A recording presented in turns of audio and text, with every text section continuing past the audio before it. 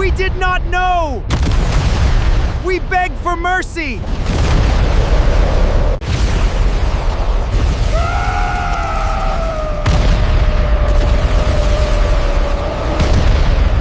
The marble floor of the Velari tribunal was 30,000 years old.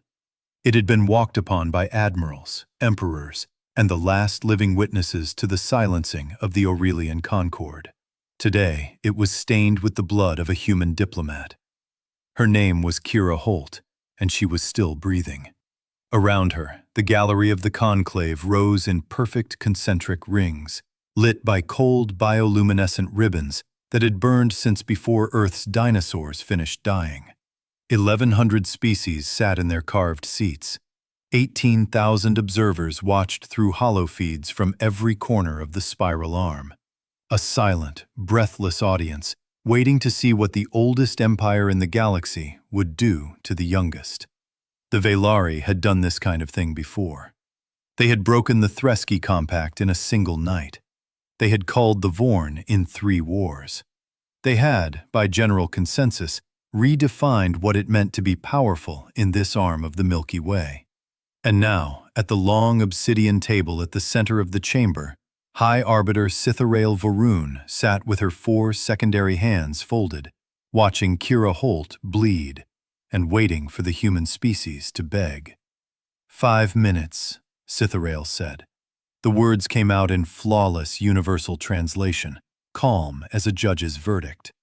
Representatives from species who had lived under Velari heels for 20 generations leaned forward in their seats. Cameras adjusted. The timer began to glow above the arbiter's head. You have 5 minutes to formally relinquish the Threnody Belt, withdraw every human vessel past the outer veil, surrender your claim to the Farron system, and accept the status of tributary species under the Varun Accords. You have 5 minutes to confess that your species is not yet ready for citizenship in the civilized galaxy. You have 5 minutes to kneel. In the gallery, a murmur ran through species who had watched this ritual before. The Vorn negotiators, the Heth diplomats, the quiet, pale-skinned Iliari, they all recognized the rhythm. This was how supremacy spoke. This was how the old empire taught new species their place. Kira Holt lifted her head. Her nose was broken. One eye was swelling shut. She looked, for one terrible moment, exactly what the Velari said humans were. Small, soft, rubber-skinned, slow, primitive. She spoke. The Treaty Council of Earth registers the protest.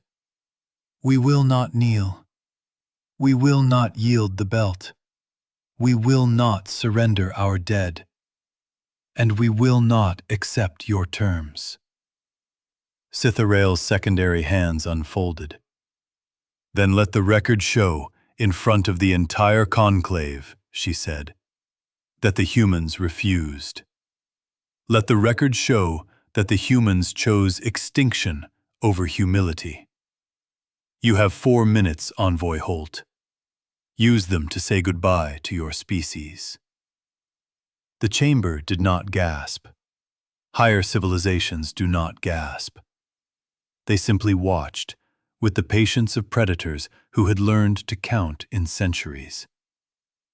Back on Earth, in a windowless command center buried 7 floors under what had once been a cornfield in Iowa, Admiral James Decker did not look up from his screen when the live feed showed Ambassador Holt bleeding. He had not flown to the tribunal. He had not raised his voice in the Senate. He had not made a single public statement during the 8 months of escalating Velari posturing. What he had done was quieter. He had moved ships. He had moved them very far. He had moved them into places the Velari had never bothered to chart, because the Velari had been ruling this arm of the galaxy so long they had forgotten that anyone would dare to chart what they had forgotten. "Show me the carrion group," he said. A young lieutenant pulled up a tactical display. 3 battle groups, hidden for 14 months inside the dark matter shoals beyond the Farron system, lit up on the hollow. 44,000 human crew, 92 warships, 6 of them carrying the new generation of spinal-mounted weapons that did not fire plasma, did not fire kinetics, and did not exist in any intelligence dossier the Velari had ever updated. "Show me the second strike package." Another display. This one made Decker's chief of staff swallow. 43 stealth craft deployed across 5 Velari logistical worlds, hovering in stationary orbit over fuel depots, command spires, and shield generator nodes that the Velari had not reinforced because they had not conceived of a threat that would ever dare to strike them at home. "And show me Velari Command's broadcast." The 5-minute ultimatum played again, clean and clear, on Decker's screen. Citharael's voice filled the room. 4 minutes, Envoy Holt. 3 minutes. 2. The clock ticked like a heartbeat. "Patch me through to Ambassador Holt's personal comms," Decker said. There was a long pause. The room knew what that comms line was. It was a single, low-bandwidth audio channel that the Velari had been broadcasting on for 80 years. The channel through which they delivered sentences to species they were about to break. It was not considered a real channel. It was not considered something an envoy would use to call for help. It was considered a death channel. "Admiral, the Velari have just jammed every Earth-aligned frequency in the tribunal chamber," the comms officer said grimly. "Every public relay is dead. The diplomatic bands are muted. Holt's personal comms are the only open circuit." Decker nodded. He was expecting that. "Open it," he said, "and transmit the package." In the tribunal chamber, the 5-minute clock ticked down to 2 minutes and 41 seconds. A junior archivist at the side of the chamber frowned at her console. A signal was moving. It was coming in on the old Velari opencast frequency, the kind of frequency they used to broadcast public executions. The archivist did not know what a human transmission was doing on a Velari execution band. She flagged her superior. Her superior flagged the local magistrate. The magistrate, unwilling to interrupt the High Arbiter during a subjugation ritual, let the signal pass.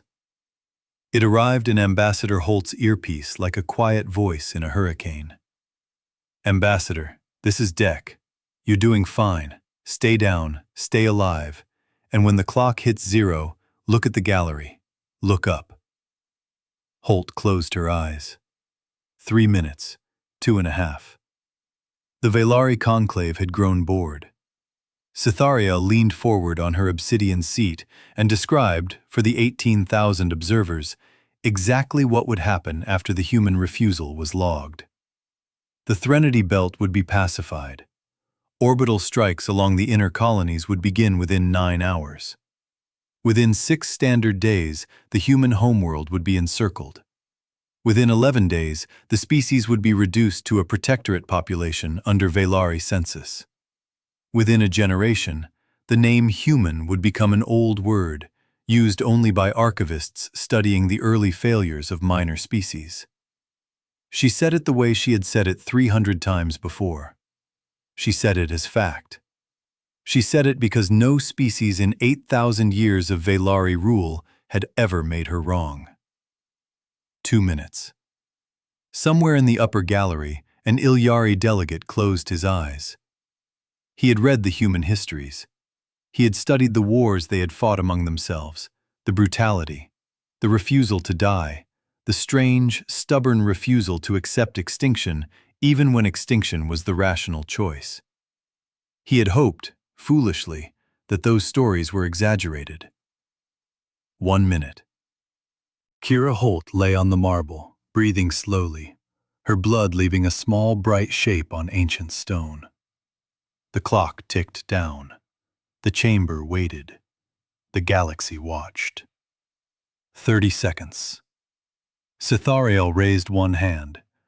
She was about to speak the words that would end the human species' formal status as an independent civilization. She had spoken these words to the Vorn. She had spoken them to the Heth. She had spoken them to the Krell, the Aurelian remnants, the Tarn Confederacy.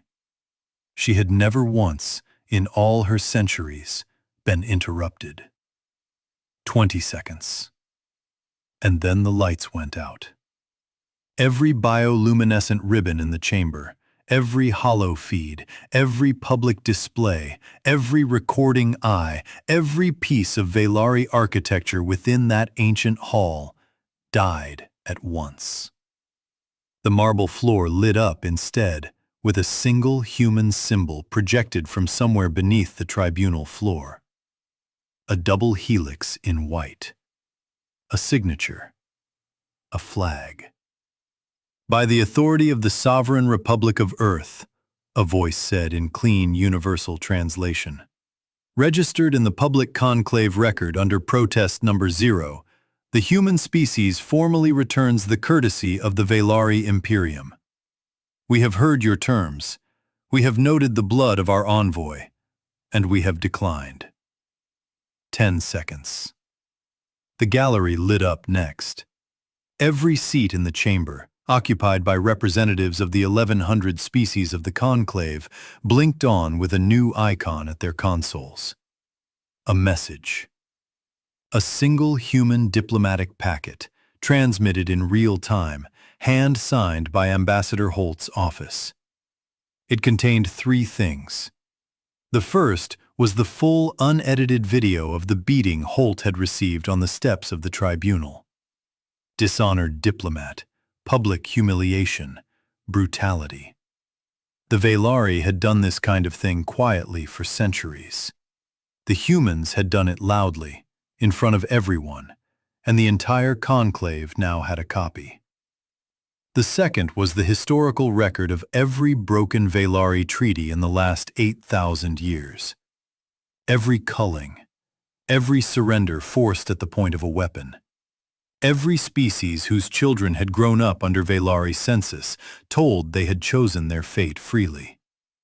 The humans had compiled it in 8 months. They had waited. They had watched. They had counted. The third was a kill order. 5 seconds. "Authorized package Phantom," Admiral Decker's voice said, in the same broadcast Holt had been listening to, which had not, in fact, been a kill order. "Execute." The kill order was not a weapon.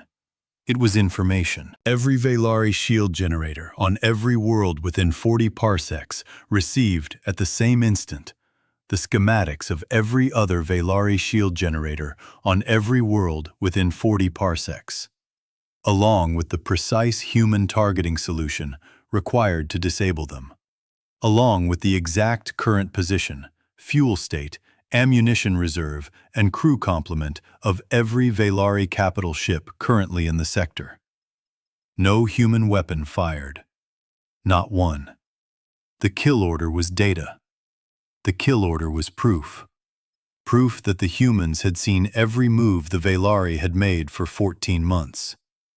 Proof that they had known about the tribunal. Proof that they had known about the beating.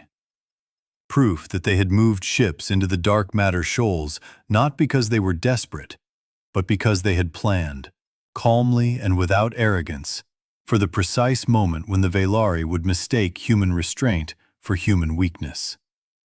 The clock hit 0.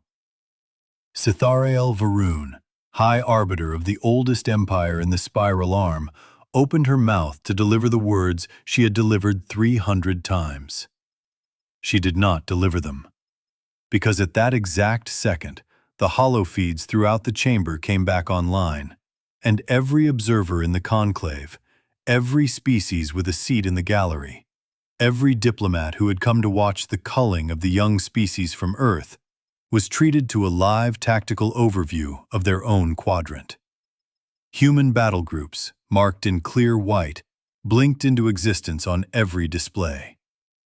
They were already in position. They had been in position for 14 months. They were not retreating. They were not panicking. They were not begging.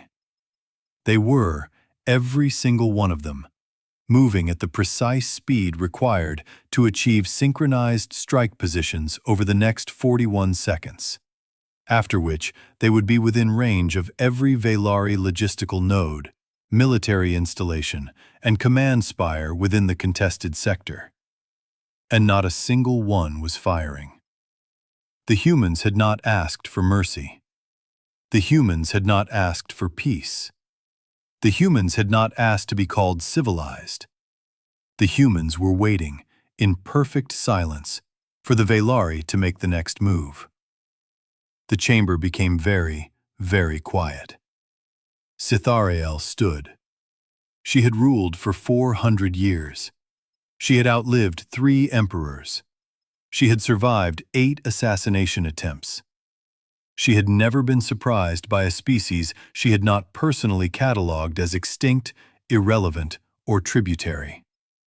She was surprised now. "What is the meaning of this?" she said, low and dangerous. Ambassador Holt, still on the floor, still bleeding, looked up at the gallery. She looked, as Decker had told her to, at the double helix of her species projected above the old stone. "It means," she said, "that you have 5 minutes." The chamber inhaled. "We have heard your terms," Holt continued. "We have noted your blood on our marble. We have declined, and we are giving you 5 minutes to recall your fleet, withdraw your tribunals from human space, return the bodies of our murdered citizens in the Threnody Belt, and acknowledge in public record that the human species is not a primitive civilization. You have 5 minutes, Arbiter. Use them well. After that, the galas will no longer be a courtesy." Somewhere in the upper gallery, the pale-skinned Iliari delegate opened his eyes. He had read about this. He had read about wars fought by small, soft, quick-dying species who refused to accept extinction even when extinction was the rational choice. He had wondered if those stories were just old human propaganda. He understood now that they were not. The Velari delegation did not move. They did not speak. They did not retreat. They had not retreated in 8,000 years. Their warriors do not retreat. Their fleets do not retreat. Their proud empire does not retreat from a species they had just classified as juvenile. They could not. And that was the moment humanity had been waiting for. Admiral Decker, in the bunker beneath the Iowa cornfield, lifted one finger. Fire.